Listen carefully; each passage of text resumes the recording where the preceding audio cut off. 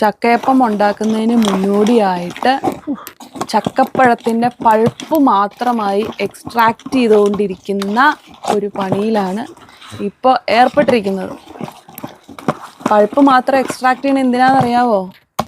നൂലുണ്ടാവാതിരിക്കാൻ അപ്പം ഉണ്ടാക്കുമ്പോൾ. നല്ല ക്രീമി പൾപ്പായിട്ടുണ്ട്, ഒരു നാര് പോലും ഇല്ല. ചക്കയപ്പത്തിനുള്ള ഫൈനൽ സ്റ്റേജിലേക്ക് കടന്നുകൊണ്ടിരിക്കുകയാണ്. ഏലക്കൊക്കെ പിടിച്ച് ചേർക്കണം. ഇതേ നമ്മുടെ വീട്ടുമുറ്റത്തുള്ള വലിയ കോട്ടൺ ഇടനയില മരം കണ്ടോ? അപ്പോൾ ചക്കയപ്പം ഉണ്ടാക്കുമ്പോൾ ഈ ഇടനയില വെച്ചിട്ടാണ് കുമ്പിള് കുത്തി അതിൻ്റെ ഉള്ളിൽ നിറച്ചാണ് നമ്മൾ അപ്പം ഉണ്ടാക്കണത്. അന്നേരം ഇടനയിലയുടെ ആ ഒരു ഫ്ലേവറും കൂടി അപ്പത്തിന് കിട്ടും. അതാണ് ആ ടേസ്റ്റ്. അങ്ങനെ ചക്കയപ്പങ്ങളെല്ലാം റെഡി ആയിട്ടോ. ഇങ്ങനെ പടം എടുത്ത് തരാം. അടിപൊളി അടിപൊളി.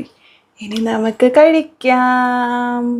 കഴിക്കാനൊന്നും പറ്റൂല, ചൂടാറിയിട്ട് നമുക്ക് കഴിക്കാം.